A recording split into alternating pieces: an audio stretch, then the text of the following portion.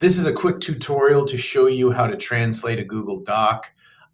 The translation is far from perfect, but it's better than no translation at all. You go up to Tools and slide down to Translate Document. When you get here, you can title the document. I'm going to leave it alone. You choose the language that you're after. I'm going to slide down to Spanish for this example and click Translate. It generates a whole new document translated into Spanish, and it also adds it to your Google Drive. Hope this helps.